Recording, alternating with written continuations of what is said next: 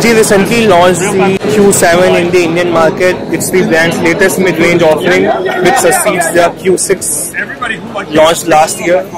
And the device went on sale at a price tag of rupees 15,990.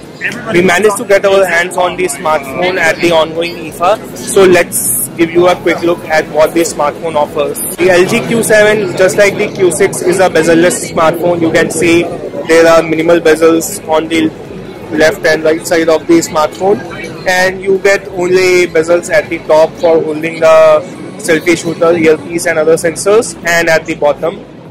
It's a very light phone thanks to its 5.5-inch display, and you can easily use it single-handedly. I don't think anyone will have any issue while reaching to corners of the device, because it's a bezel-less device, and that too combined with a smaller 5.5-inch display as compared to many other smartphones which come with 6-inch display or even more with 18:9 aspect ratio.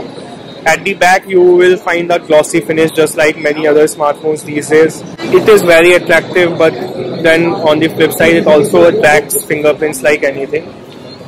You get fingerprint scanner at the back, a single snapper of 13 megapixel with face detection autofocus. Let me just show you the camera interface. So the camera interface is, you get various modes here. Let me just show you. There is auto, food, match shot, guide shot, snapshot and the lights.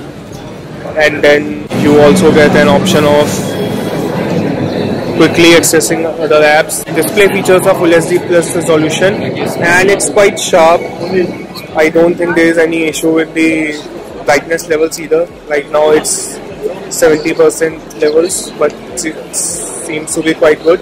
Design wise it comes with all the necessary ports and buttons, but what really makes this smartphone attractive is the fact that not only it's dust and waterproof, but also comes with military standard 810Z, which makes it resistant to extreme conditions such as humid or extremely low temperatures.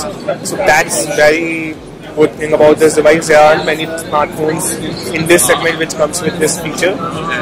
Internally, the LG Q7 comes with MediaTek's MT6750 octa-core chipset, which is coupled with 3 GB of RAM and you get 32 GB of storage.